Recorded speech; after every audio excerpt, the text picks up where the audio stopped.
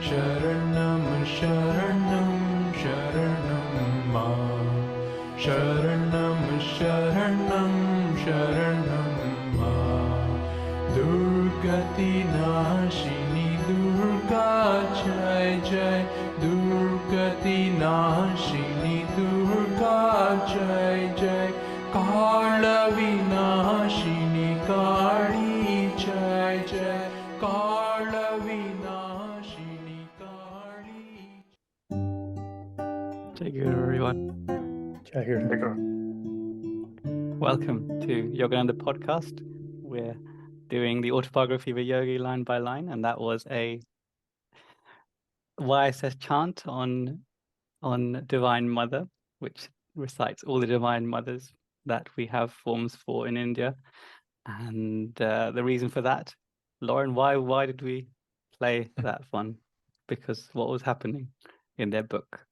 Well, in the book last week, we had a nod to Divine Mother from Mukunda, and he said that, he was talking about how he'd made many attempts to go to the Himalayas, but never made it. And he said that without his guru's blessing, the goddess Parvati would not receive him. So today we're going to be delving into a footnote, which comes under goddess Parvati. So we know more about that. Another mammoth footnote. He may have said, he may have used the word, because he was speaking in Bengali, he may have said like Mataji, if Mataji wills it. Mataji is another name for Divine Mother. And because then he was talking about Himalayas, then he's obviously going to use the example of Parvati, and which is what's in the book, because she is the Divine Mother aspect that's associated with Divine Mother and Shiva, and that part of the triune, the divinity of the Divine Mothers, which we'll discuss. So firstly, the first thing that it explains is exactly that Parvati means literally of the mountains. Of the mountains. So in many North Indian languages, you'll hear if there's a hill nearby, then the top of the hill you'll name as Parvat, which is where we derive it from, and Parvati is the name we're kind of referring to here, and the Divine Mother aspect, that is the consort of Shiva. And it's the wonders of the Himalayas are very, very many. I mean, it starts in the first kind of preface of the Autobiography of a Yogi. We have like Milarepa's caves, Milarepa mentioned, and Tibetan doctrines, the Book of the Dead, and that Evans Wentz quotes. And there's a lovely section about Milarepa in one of those books, and one of the monks was actually just telling me this the other day, Brahmachari Daniel, about this book. He was saying that Milarepa is insane, like the mysticism he was doing, like he even learned how to fly. So he was often seen flying above villages and stuff, which is pretty insane. But there's so much, there's so many stories to do with the Himalayas. Lots of saints and mystics kind of gravitate towards there, whether when they're learning their trade or becoming yogis, or when they're fully realized that they want to be reclusive a little bit. But we know also that Pandavas, when they wanted to leave their body, they kind of went up towards the Himalayas. And if you go towards Babaji's cave, then if you go a bit higher, then the Pandavas are supposed to have gone there, and there's a temple on top of that hill called Pandav Kholi.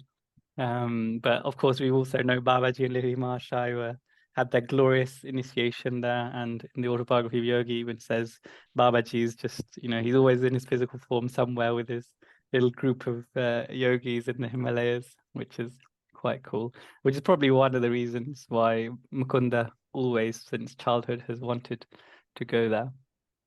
So the next section of the footnote says that Parvati is the daughter of the king of Himalaya, and the father's name is actually Himavat, and he's also has some cool stories associated as well. And he's the brother of Narada. Narada appears in various of Guruji's stories and mentioned in lots of places, lots of his writings. And Himawat's other daughter is Ganga. Yes, sorry, Mike. I just wanted to ask if it's the same Narada that is the divine messenger who is in so many stories. Yeah. Correct. Yes, that divine gypsy that just like dips in and out of various various lore, various stories. But it's a good point because you know, Ganga is going to be mentioned in this section, and she's also referred to as a kind of a divine mother aspect. But there's also a river, which is Ganga, so it's like a mix of reality, symbology, mythology. We don't really know how blurred the lines are, what's really real and what's symbolic. But yeah. But Himalaya or Himawat is apparently the abode of the snows, which is also quite cool. And apparently astonished travelers passing below that nearly inaccessible peak view from afar the vast mountain formations resembling a palace with icy domes and turrets. And you can, I've put a picture on there and you can kind of see that there. Basically, if you Google this place where Parvati was supposed to be from, you can see it looks a bit of a strange kind of mountain. And one side of Kailash, I think the south face below the no, hold on. Yeah, the south face below the below there's a big line that's very symbolic of Kailash. Kailash is like the abode of Shiva and Parvati, of course. And there's a line which goes down it, and like below it there's lots of like caves and looks like little palaces, little very old, like worn away structures. There's YouTube videos which show it could have been various things. It's quite fascinating. Lauren? On one of the pictures, it looks like the Om symbol on top of the mountain. Is that, you know, put in by Photoshop, or is that actually how one of the mountains looks? No. Go on, Chris, sorry. No, it's very right. Yeah, you're spot on. Good observation. Yeah, no, that's a real place, Om Parvat. Wow.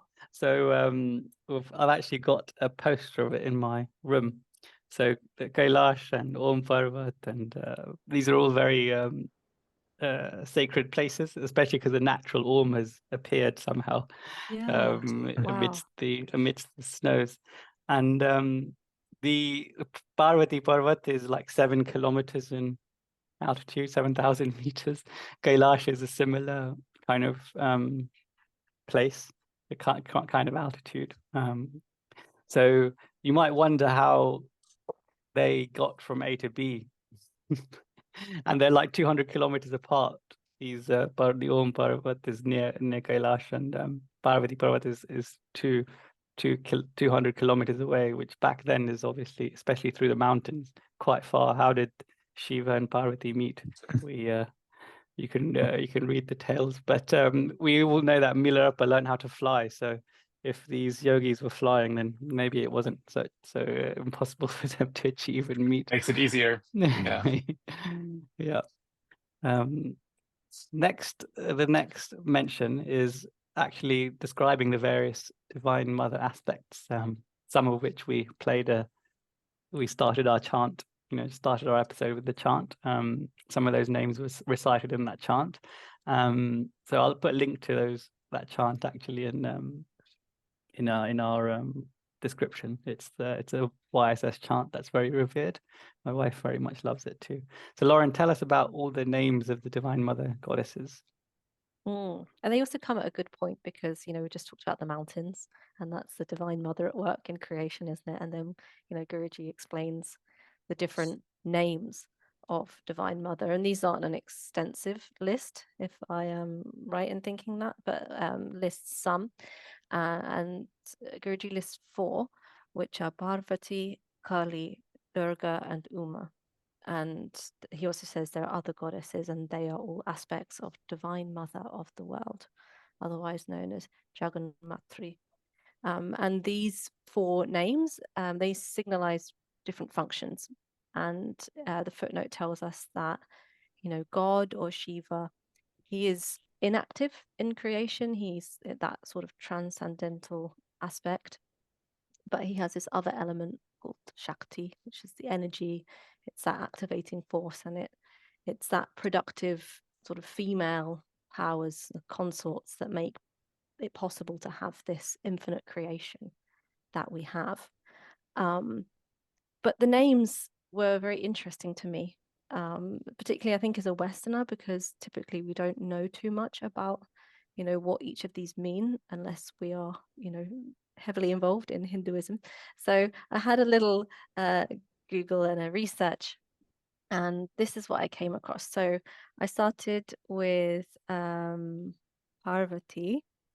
I can find it here.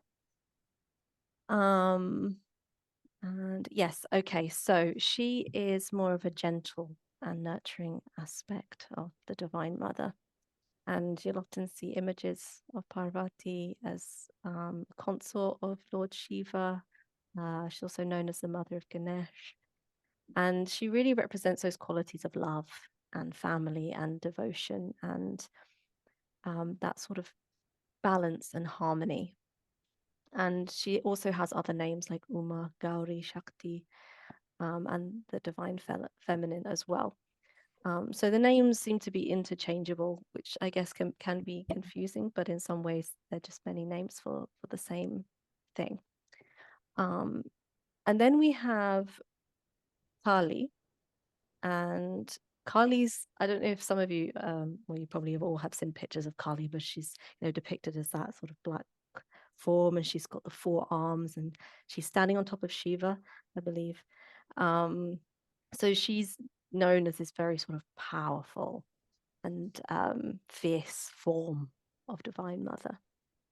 Yeah, Priyank. Yeah, that form where she's standing on Shiva, I think that's the one in Dakshinesh or a temple that Guruji used to often visit and love that form of. So I think the reason why she's depicted as standing on Shiva is because there's a story where she's destroying a demon, or she's killing a demon, and she gets into to destroy him, she has to get herself into a huge kind of rage, and she couldn't, after destroying that demon, I don't think she couldn't come out of the rage, that she was about to destroy the whole world and the universe as well. And Shiva couldn't stop her, Vishnu couldn't stop her. So what Shiva did was he just laid down in front of her, and then she put a foot on him. And then she remembered, oh my God, this sacrilege, what am I doing? This is my husband. And then she came out of this rage, which is that specific part of that story, which is what they created the idol, that famous idol in Dakshinesh or Kali. That's the story behind that.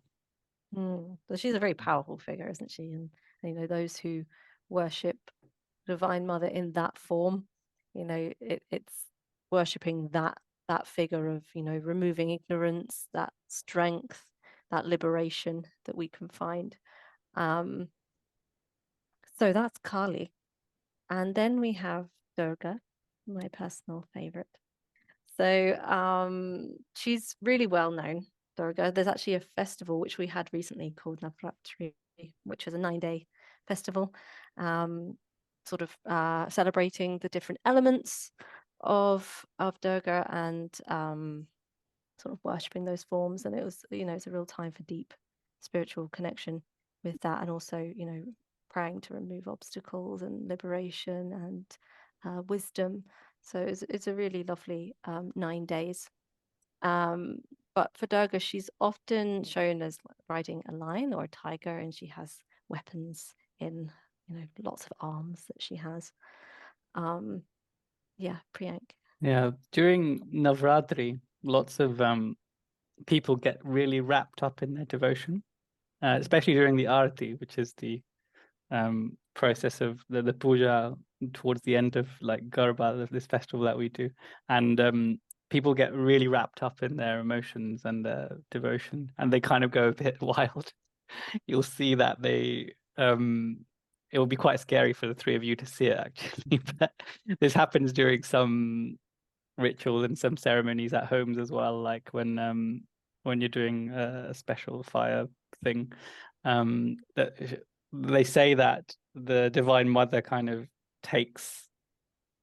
goes into this person. Like if you're really open, then the Divine Mother will temporarily go into this person that's really open to the devotional channel. And because she's pretty ferocious, Kali and Durga, they're pretty scary in some places, some depictions anyway. So even then, they look pretty insane. Like they'll have their tongues out. Like these are like really docile people that you wouldn't associate with any sort of like insanity, but temporarily they'll go through this really intense thing during this process, and then everyone like has to like calm them down and pat them away, pat them down and recite some chants, and then they kind of ease up, and sometimes they even make prophecies during that time. So it's almost as if the mother herself has spoken those things, because these are like things that the person wouldn't know, and then I've witnessed it myself, like things to come, and then they kind of say it before it's happened, and sometimes it's pretty scary, but just thought I'd tell you it does happen. Wow, didn't know that. There you go. So yeah, Durga, very strong force, huh? But I don't know, there's something to me very soft and loving about her, even in her strength. Yeah, so she's known as sort of vanquishing this buffalo demon, apparently called Mahishasura. Is that the right pronunciation, Priyank? Yeah, that's nodding. pretty good. Good. So it's all about triumphing good over evil. So, people often pray to her for protection or courage or removing obstacles. And then we have the last person, sorry, imagine, aspect of Divine Mother, of Uma. And Uma is, takes on that more gentle, soft quality that we may naturally think of when we think of Divine Mother. Power, grace, beauty, and that creative force in the universe. So she embodies a lot of love, apparently, and devotion and compassion and guidance on the spiritual path. So it's quite interesting because it seems like we have two more sort of soft, loving aspects and two quite fierce aspects too. Which also ties in with what was said from a footnote in chapter 5, which Priyank found. And it said it was talking about Kali and the four arms symbolizing two beneficent and two destructive cardinal attributes, which is the essential duality of matter creation. So yeah, I thought that was quite interesting. Priyank, did you want to add anything else about this section? Lovely job, thank you, Lauren. The other thing I would add is, so we mentioned the triune consorts. So Shiva's consorts are what we just described, Kali and Parvati. So Shiva is one of the three avatars, or three aspects of divinity, the destroying aspect. Then there's a preserving aspect, which is Vishnu and Krishna, and his consort is Lakshmi. So if you Google Lakshmi, you'll see a slightly different image of Divine Mother. Like she's usually stood on a lotus, pink lotus, and she's also in the chant as well, that I put at the start. And then Brahma, who's the creator, his consort is Saraswati, and she represents kind of knowledge, or divine knowledge. So yeah, those are the other two aspects of Divine Mother from the three.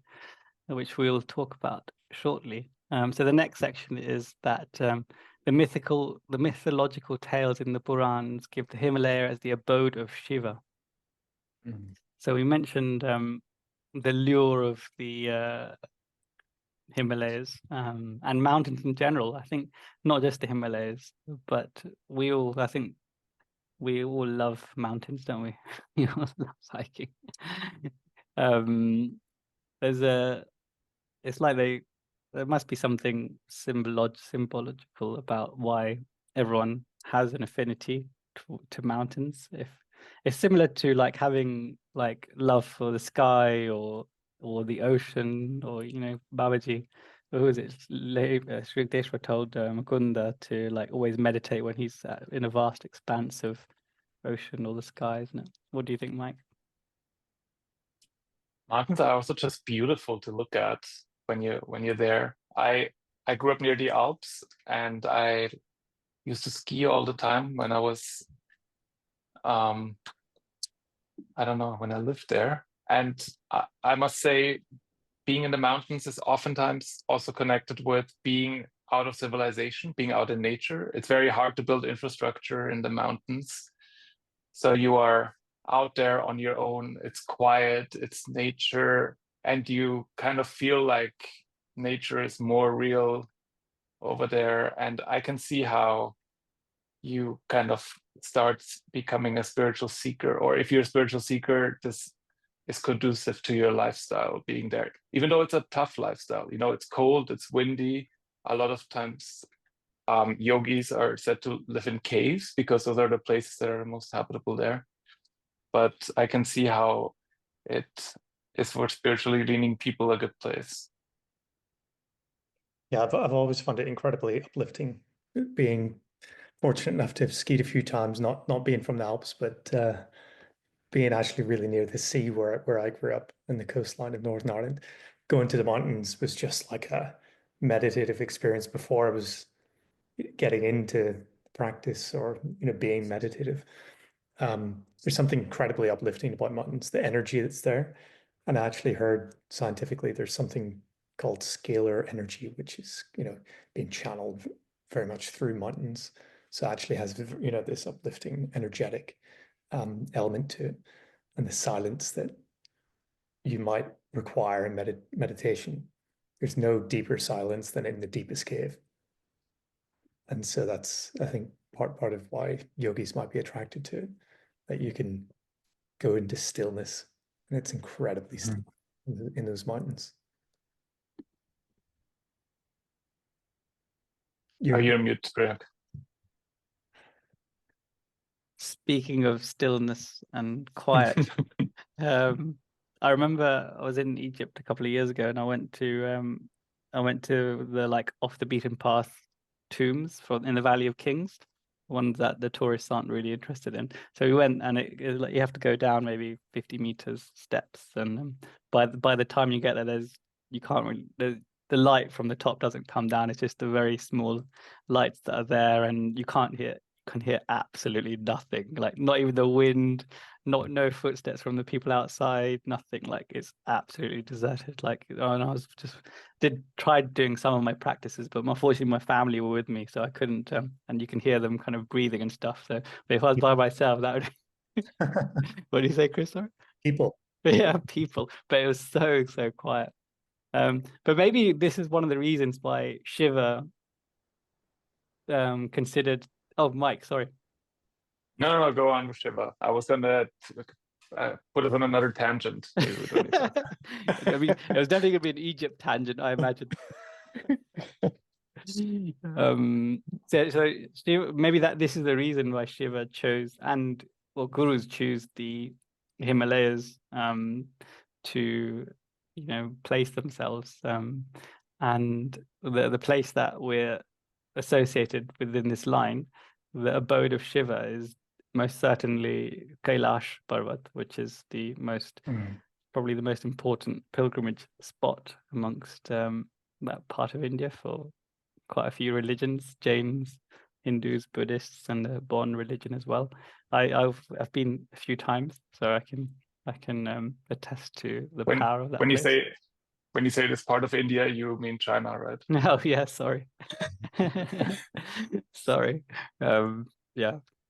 Funny and politically sensitive story, actually, seeing as you mentioned it. My colleagues at work, they just flew into Lebanon and then drove into to Jerusalem and places like that. And I said, "How was your trip?" And they said, "Oh, Palestine was really, really beautiful." And they said, "Palestine this and Palestine that." And I said, "Why don't you just fly straight into Jerusalem or Tel Aviv?" And they're like, "Yeah, we did. It's Palestine." And I was like, "Oh, okay, that's where you're going. That's where you're going with this. They're not going to say the word Israel." And I thought, "Oh gosh, let me not go there." Yeah. But it reminded me of this this Tibet. You know, as you say, Mike, it's currently part of China, and there's a whole freedom struggle, of course. But this there's this specific place of Kailash is like really lots of pilgrims. When I say lots, I mean the hardcore of the lots will go there. Like there's people that walk from, because there's no habitation within, you know, maybe 100 kilometers. So you're walking from quite far to go there. Yeah. And Shiva, there's a picture, especially in the Kindle version, there's a picture, Guruji's given a picture of Shiva, and I've put it on the card there. And you can see him kind of a mystic with snakes surrounding him, and the crescent, the famous crescent moon, and the trident, and his little drum as well, not dissimilar to my drum here, that I just bought recently. And he's sitting on a tiger skin wrapped in probably deer skin as well around his groin. So he's sitting in the lotus posture. Looks pretty majestic, doesn't he? I'll put maybe we'll make that the cover picture of this episode. But Shiva is important but not important in SRF and YSS, because he's not rarely is he directly revered by Guruji. Like, for example, when Guruji is going to, you know, my interrupted flight to the Himalayas, when he goes to Dharakeshwar and he bows before the linga, he doesn't mention Shiva and the linga, he just says the shrine. Yeah, and for example, the chant, "No birth, no death, no caste have I, father, mother have I none." He's actually translated it from Shankaracharya's Sanskrit poem, and the words which say "I am he" actually translates from Shivoham, Shivoham, Kevalatma, Shivoham. So it's actually saying "I am Shiva." So, but obviously Guruji has said "I am he" with a capital H. So, but if you scratch beneath the surface, Shiva is exceptionally important in our path. You look no further than Chris, go on. Why do you think that is, Frank? I think he made it really simple, because if you go into the whole maze of Hindu, the pantheon of gods, and it will dilute the core Kriya teachings, which is complex enough, isn't it? Without having to go through all this stuff. Yeah, it's sort of there for people maybe like us, if you want to dig deeper into it, if you're not exposed to that, you know, naturally through your culture. But people do, especially in the West, get really caught up with the literal interpretation. You know, like they actually think, you know, that where we might think of more metaphor and meaning, you know, behind it, it can be very confusing. So I can only think, if I talk to people where I'm from about Shiva, they would run with it in 10 different directions before you'd actually be able to have a conversation about it that might be constructive. But yeah, interesting that Guruji was very diplomatic in a sense in how he taught. That reminds me of me going to India for the first time, and I thought I knew a lot about India. I had read the Autobiography of a Yogi. I went to SRF services. I lived in Austria, and I thought, I'll go to India now, and I know everything about this culture already. And then I came in, and I was proven wrong. I knew nothing, and that unlike in SRF temples, a lot of the YSS ashrams, they had many other pictures next to the why next to the altar there were pictures of Shiva there. There were pictures of Mother Kali there. I had never seen a picture of Mother Kali. We talked about this in the previous episode already. I had never. I knew of Shiva because he describes the gunas, right? But I had not read the Bhagavad Gita to the extent that you need to actually understand and know all the characters. I think now I would know a bit more. But back then I had my mind blown. I was like, wow, there's so much. And my first reaction was like, oh my God, you know when you go, you think you know something and then you suddenly know you know nothing. I was discouraged. So it took a while to get wrap my head around all of this. And I definitely not all of it, but some of it. And Babaji, if you look in chapter 33, going back to Shiva and the subtle mention of Shiva in our teachings, Babaji, he says the other titles of respect given by Lady Mahashai's disciples of Mahamuni Babaji Maharaj, the supreme ecstatic master, are Mahayogi, the great yogi, which is the picture kind of that we just described, Drambak Baba, Shiva Baba. These are all titles of the avatars of Shiva. So, which would imply that Babaji is a avatar of Shiva. And certainly, especially in Indian social media circles, Babaji and Shiva go like hand in glove. They kind of they pictures are always kind of shown to be the same essential energy. But then I've heard SRF monks say that Babaji was Krishna and Guruji was Arjuna, which muddies the water a little bit. And then they say that Sri Yukteswar was a surrogate guru. Mukunda Paramahansa Yogananda's actual guru is Babaji, and he's actually all of our actual gurus. So he's the principal guru, and the other gurus are the channel. But it's all probably not very different from our perspective from where we are in terms of our understanding of all of these great and good things. But yeah, going back to Kailash, it is the pilgrimage, I must say. If anyone gets the opportunity to go, I would say there's no parallel. It's just a phenomena. One of the greatest things that you'll see is I mentioned there's no habitations for quite far around it. So you'll see the poorest Buddhists and people from the Bon religion, locals in Tibet essentially. They'll be walking to Kailash, but every step that they take, they'll be doing a full bowing down fully with their arms completely outstretched on the ground. So like every single step, and they've got all their bags with them, and they're doing that every step, whereas the rest of us are just casually walking along. So it's quite the level of devotion and the austerity that the devotees revere Kailash with is something to behold alone, let alone the experience of Kailash and Manasarovar, which is the lake nearby, which is what you go to do. And they say that Ganesh was born there. Ganesh and Kartikeya, the two sons of Shiva and Parvati, or Murugan as well, that is known in South India. And it's interesting geology actually. Next to Kailash, there's two lakes. South of Kailash, there's a freshwater lake, which is called Manasarovar, and adjacent to it, maybe just 5 kilometers adjacent to it, there's another great lake, and that one's called Rakshas Tal.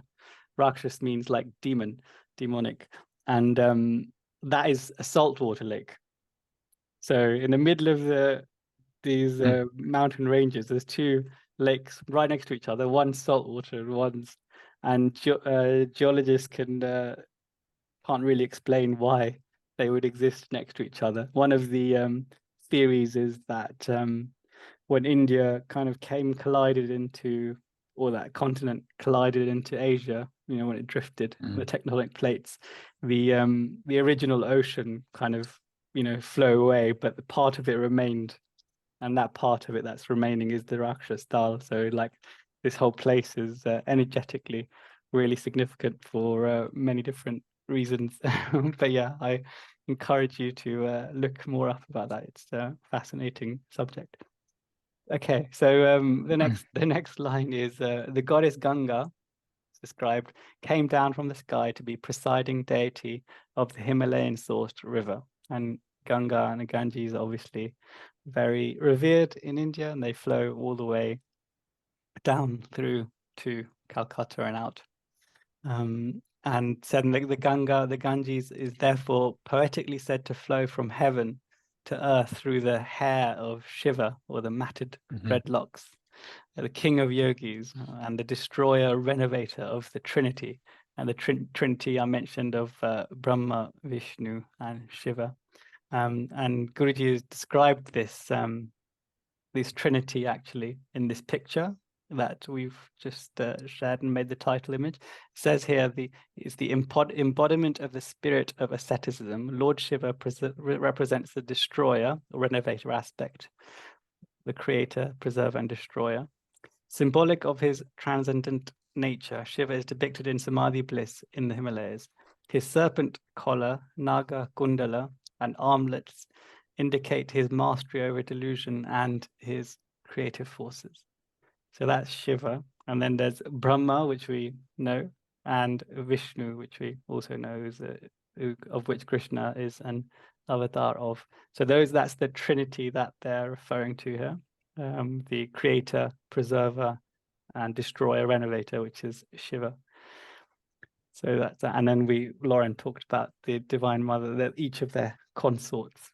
Now Guruji mentions Kalidas. We'll have a separate section on him, but let's just cover what he said. Kalidas is a poet, but Mike's going to talk about him in a minute. But it says here, Kalidas is the Indian Shakespeare, described the Himalayas as the massed laugh of Shiva. The reader may manage to imagine that the stretch of great white teeth, writes F.W. Thomas in The Legacy of India, which is a book. But the full idea may still escape him. I'll just read that again. The reader may manage to imagine that the stretch of great white teeth, but that full idea may still escape him, unless he has realized the figure of the grand ascete, eternally enthroned in the towering mountain of the world, where the Ganges, in her descent from heaven, passes through his matted locks, with the moon their crest jewel.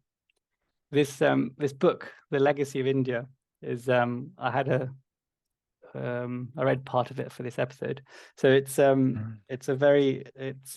about 90 years old. It's 1940s or something. And I'll put a link to it on the description. But it's a fascinating book about the kind of history of India and its significance today, both in terms of literature and archaeology and other things. Not just ancient India and Hinduism, but modern, Islam and other things. And it's essentially written by like a group of historians, which makes it a bit unique in that respect. So it's like it's gathered lots of different expertise in one book. But it's quite interesting because back then the prevailing idea was something called the Aryan invasion theory as to how civilization started in India, and that theory is completely debunked in today's amongst today's historians. So but back then that was the prevailing idea, and that is the context that book was written.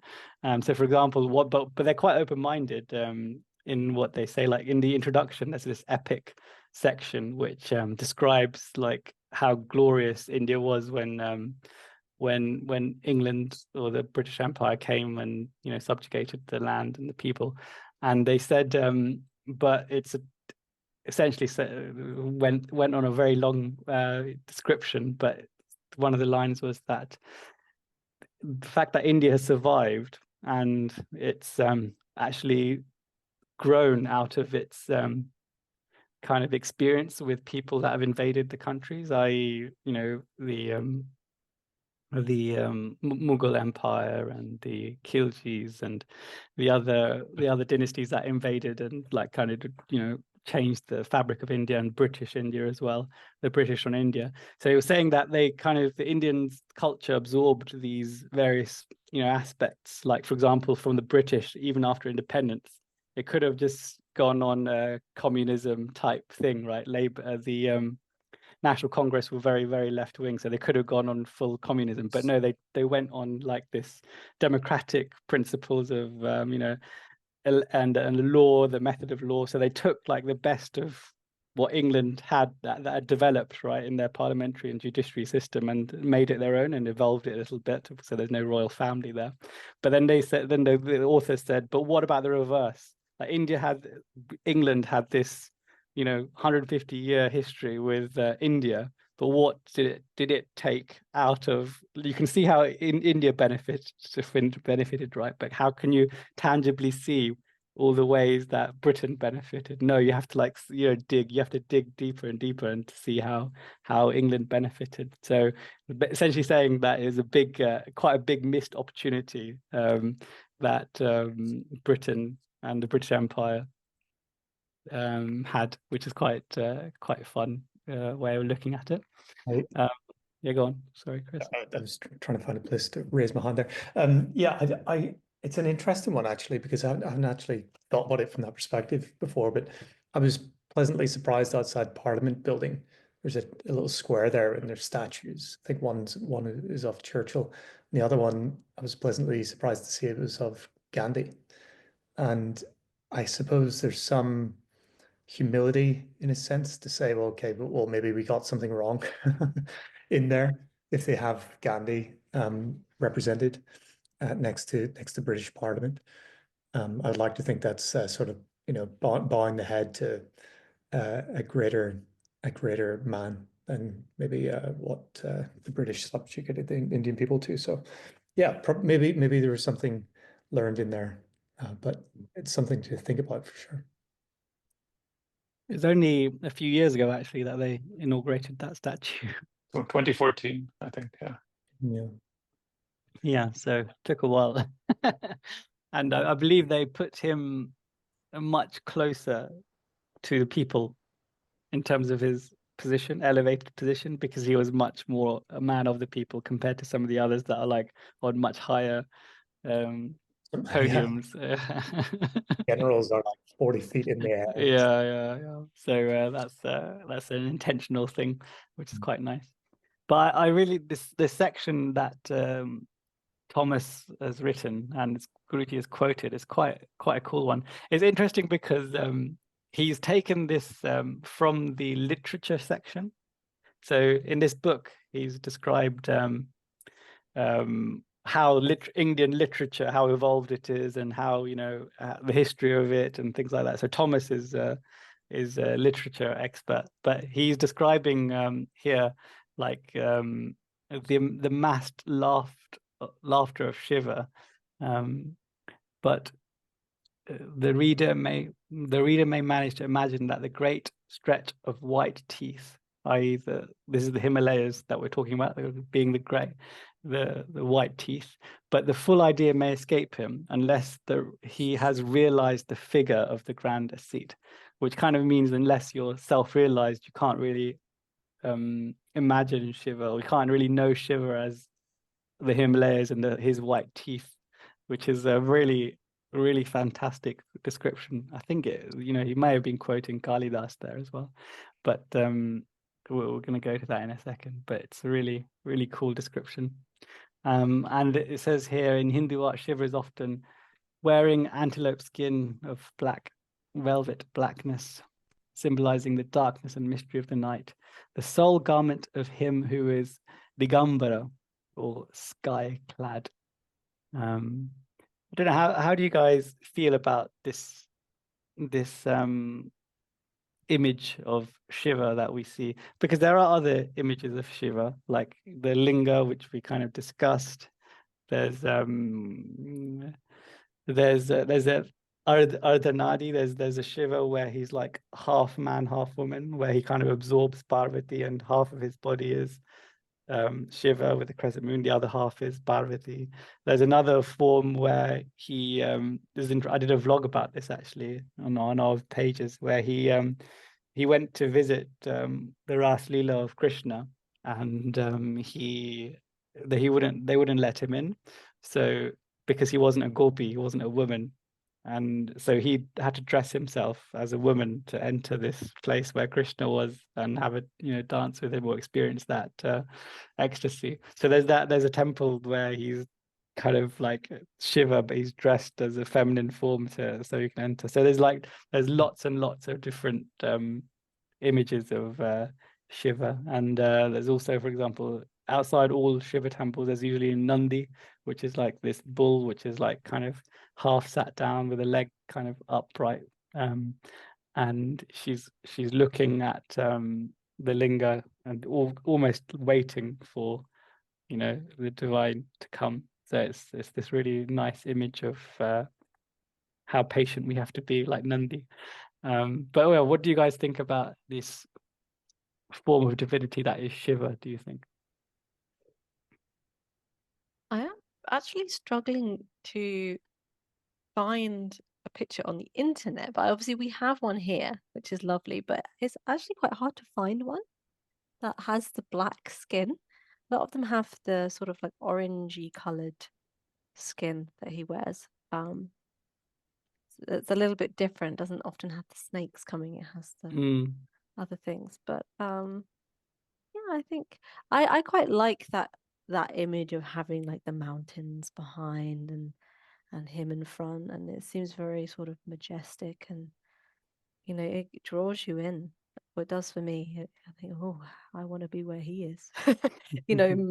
Spiritually and otherwise, it's like, oh wow. So yeah, I quite like it. One thing is intellectually, and another thing is experientially. Yeah. And I could say I'm barely grasping what Shiva is intellectually, from the teachings, from everything we were given. But another thing is actually to experience what Shiva is, the being, the energy itself. I can't put my finger on that yet. I really want to. So it's just going to be, maybe we just need to meditate on it or something.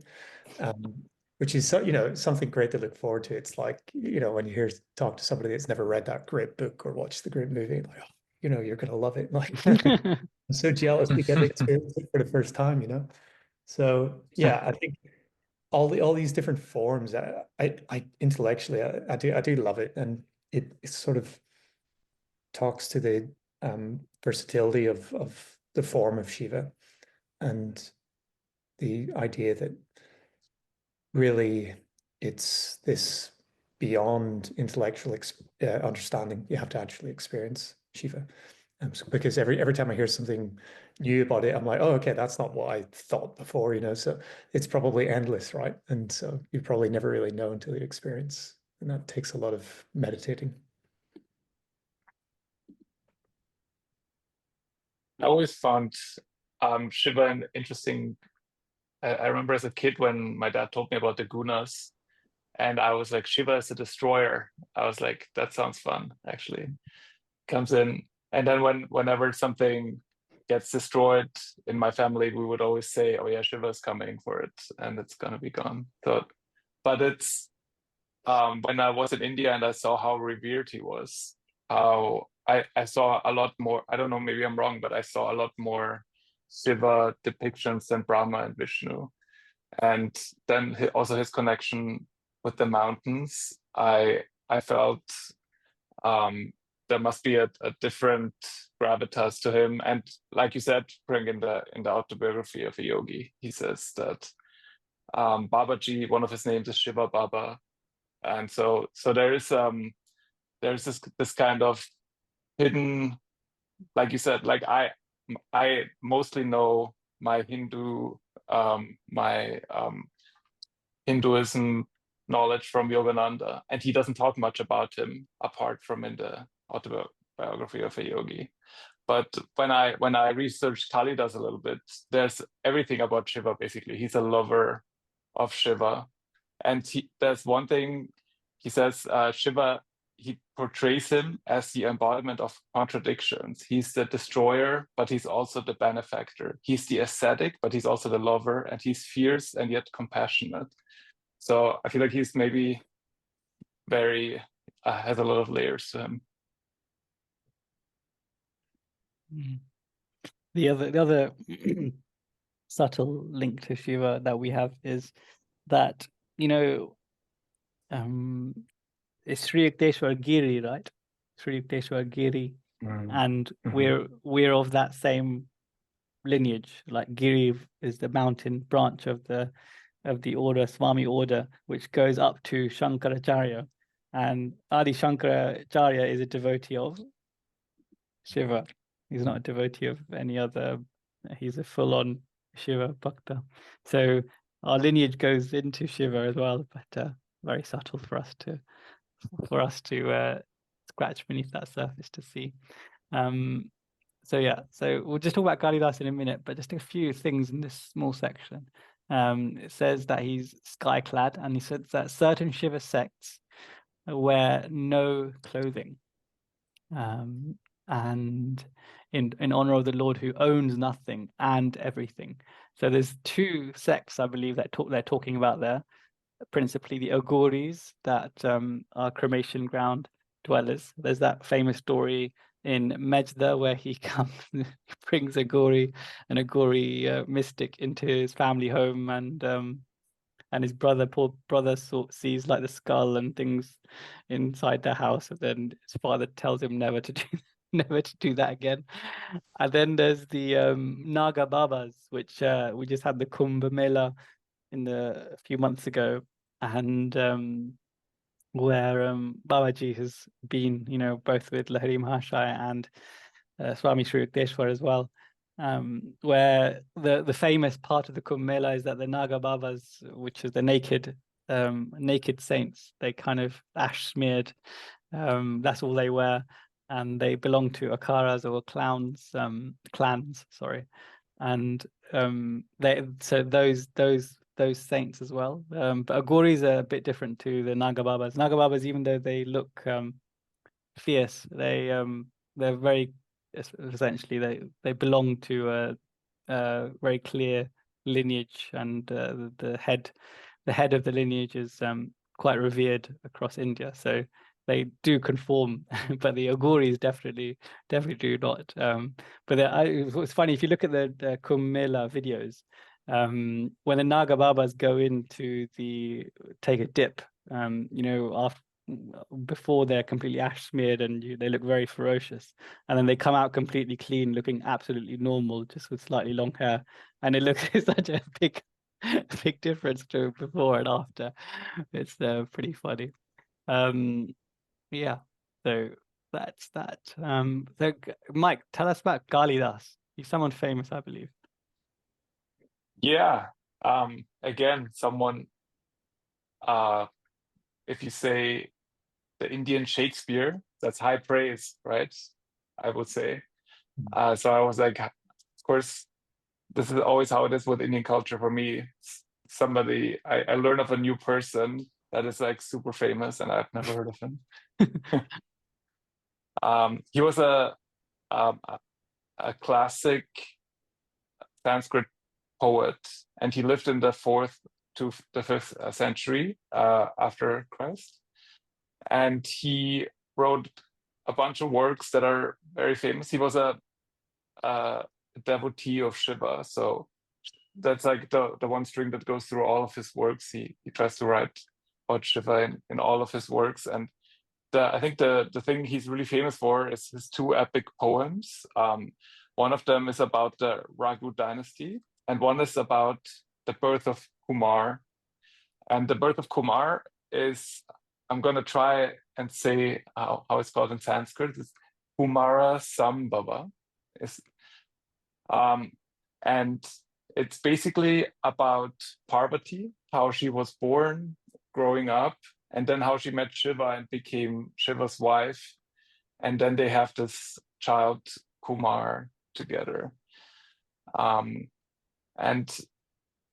Kalidas is basically making the point over and over how, I mean, the Shiva is his kind of guru or his kind of inspiration for all the works that he's writing. And this one line that Guruji says here, he says the Himalayas, he describes them as the masked laughter of Shiva. And that is like, I guess, a way that how Yogananda kind of recognizes the genius of Kalidas, how he connects the two. Very good. I feel like Guruji really wants to write more about these really important saints, but he has to just drop them in here and there. And for those that are really interested, like us, then go and you could spend a significant amount of time studying Kalidas's works, couldn't you, Mike? Yeah, I want to read the Birth of Kumar now. Very good. So the next section says that one of the patron saints of the 14th century is a lady called Lalla Yogiswari, or supreme mistress of yoga. Chris, tell us about this sky-clad Shiva devotee. Yeah, so as you teed up about the sky-clad Shiva devotee, she was known to observe nudity, and this was, I suppose, even in this part of the world was somewhat of a scandal at times. But really, she was a very important figure and leader in spirituality, born, as you mentioned, in the 14th century, probably around the very beginning. So the stories of her, not much is really written in stone, let's say. So they do vary. So whenever if anybody wants to jump online and search for Lalla Yogiswari, you'll find different versions of the same story or different stories altogether. So there's plenty of stories as to how she came about, developing into this spiritual leader. One of the interesting ones that we came across was really a king had spotted her and wanted her for her beauty. She had great beauty, and essentially forcibly married her with her, and repeatedly tried to lay with her, and she refused over and over again to say that she was already married, and this was to Shiva. And so in her mind, this was entirely true, and she was a devotee and completely devoted to Shiva throughout her life, in her early life. So even by the age of 18, when she was betrothed to this king, after a while he gave up, said, okay, well, if this is the way it's going to be, everything that you're wearing, your jewelry, your clothes, take it off, and you can leave, sort of thing. And so she did, and she was naked from that day onwards, because she said essentially it's renunciation of all material, not so much desires but possessions, just went for nothing. And even her devotion was so strong that she would pray incredibly deeply to say to Shiva to not feed the body, because she was just so sure that he would take care of her, essentially, or all of her needs, even without food. So she was very intensely devoted to Shiva.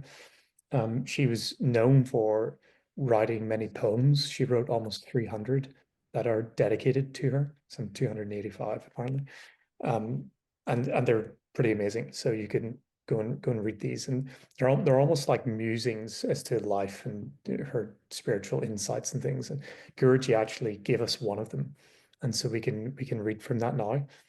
And by the way, it was said that Guruji mentioned here that she practiced a technique closely allied to Kriya Yoga, and I think that's why he actually picked this one poem out of the almost 300. So it goes, and this is translated by Guruji, apparently here. What acid of sorrow have I not drunk?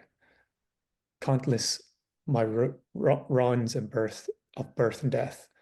Lo, naught but nectar in my cup, quaffed by the art of breath. And so quaffed is, a word for drinking, usually alcohol, but in the sense it would be drinking a lot of volume of. And she's saying by the art of breath. And so we, create yoga, working with pranayama, with breath work. It was a nicely chosen poem that Guruji's given us here. So she was a deeply devoted soul to Shiva, and became a great spiritual leader. So yeah, I think that's what I would say on it. But there's so much material out there that you could read about it, study about her life for a long time. So are you honestly suggesting that we could do a footnote on a footnote episode? It's one of those ones. We probably 6 episodes just in the stuff that we're covering today, minimum. Yeah, I'm sure Mike will agree. You could do the same with Kalidas, and Lauren could have done the same with the Divine Mother. But I love Guruji's light elaboration here on that story. That he says, a scandalized contemporary asked the saint why she observed nudity, and she said, "Why not? I see no men about." Sorry, which is quite similar to how who was it? It was Mirabai. I think Guruji described in an earlier chapter. He says apparently one of the sadhus refused to accept her because she was a woman, and she said, "Tell the master that I do not know that there was any male in the universe save God. Are we not all females before him?" Which is like just pure divinity, isn't it? And he carries on here to Lala's somewhat drastic way of thinking.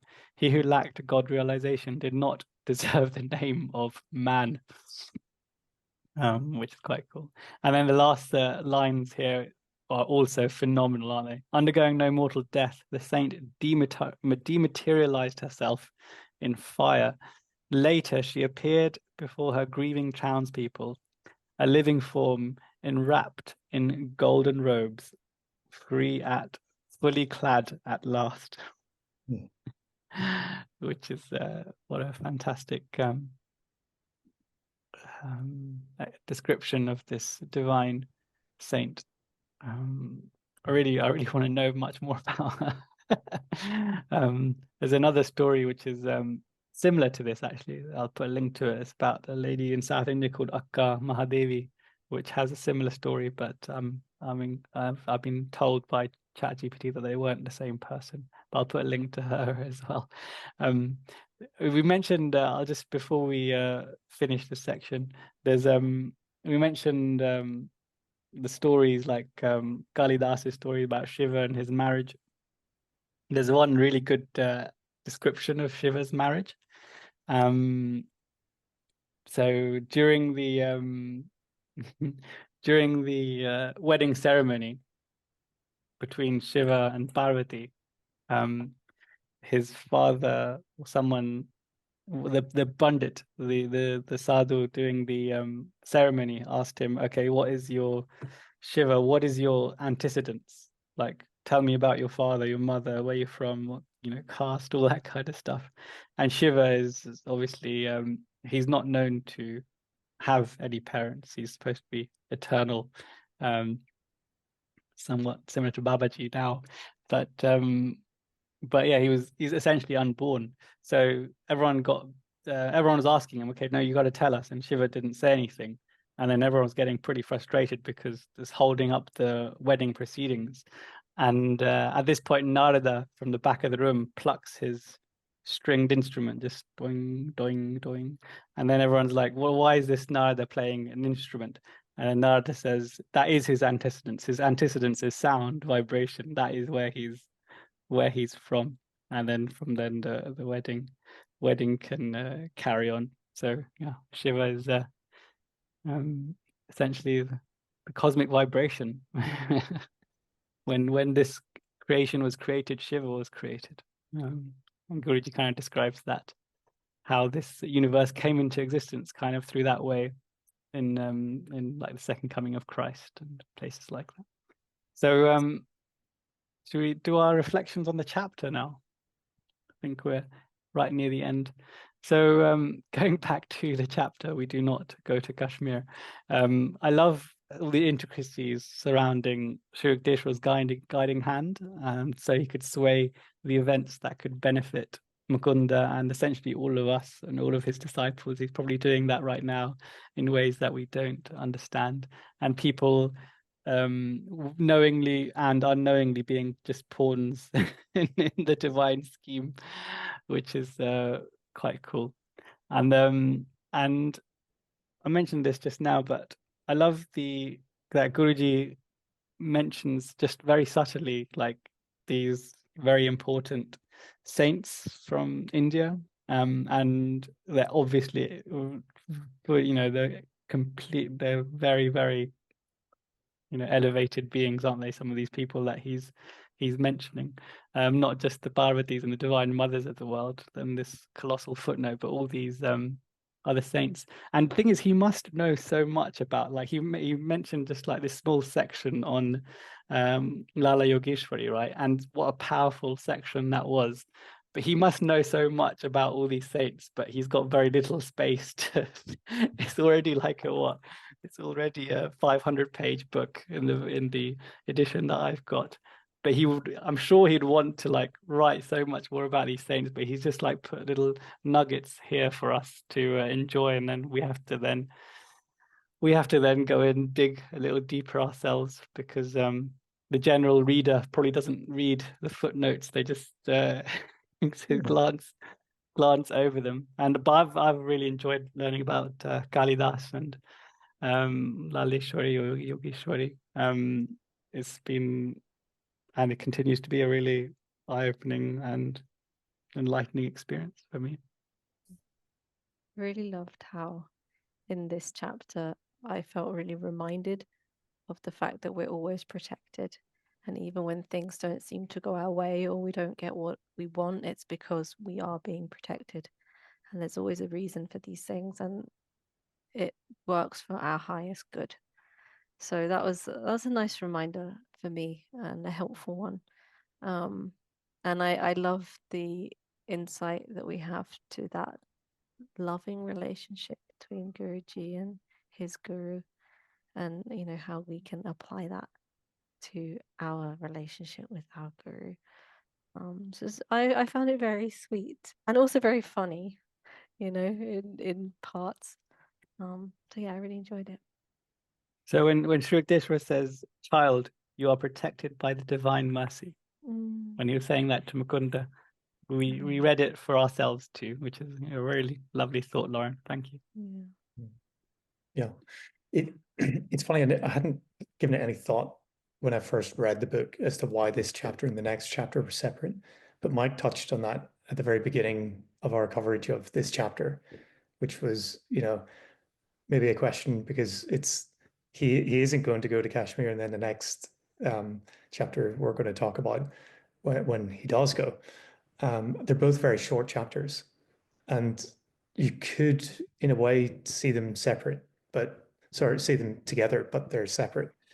And I don't know, you could theorize as to why that is, but a little thought came to me that it is such a special chapter because it's everything that Guruji talks about in terms of, loyalty and faith to the Guru, like how paramount that is for our development.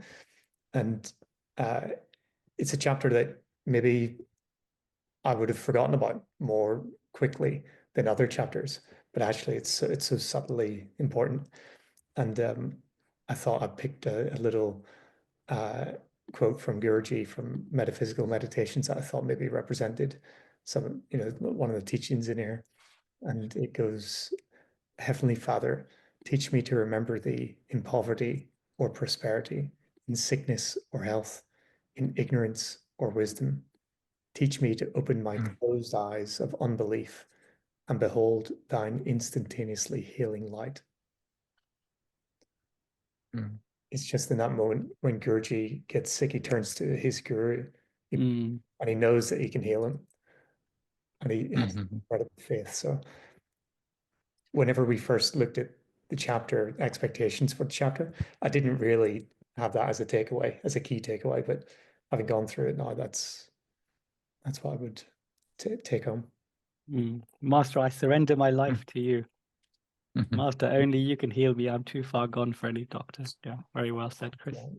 Yeah. Mike? Yeah, I don't think there's much to add. I just love the sentiment that, Guruji, he lets us make those experiences in life, and sometimes they are pretty difficult and annoying.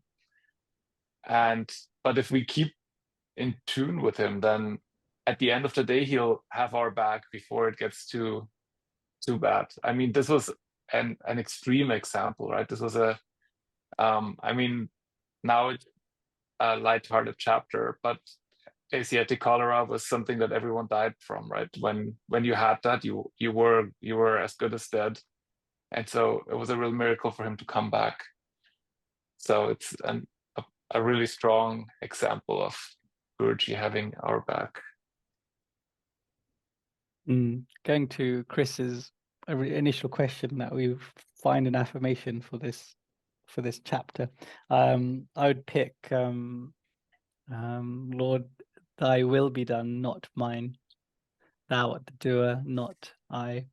Those kind of sentiments where Mukunda kind of exhibited those even after initially having his own like iron will to go, and then very quickly just submitting to the divine plan. So Dishwar is trying to hint to him through these through this chapter. So yeah, it's been a really cool chapter. Thank you very much, everyone. Chris, what's happening in the next chapter? So yes, as we alluded to, the next chapter continues from here on. It's called We Visit Kashmir. So that's exactly what it says in the tin. They make the journey all the way from Calcutta, and it's an immense journey, especially all those years ago.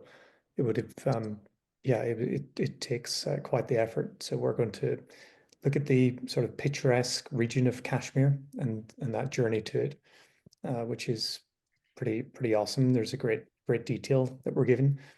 We're going to look more deeply into the guru-disciple bond and more on Sri Yukteswar's wisdom. And there's some predictions in there that Sri Yukteswar casually drops into the conversation along the way that inevitably do become true. So we're going to delve into that in more detail. Thank you very much, Chris, and thank you, Mike and Lauren, and thank you to our listeners and viewers. We shall see you for the next chapter. Jai Guru.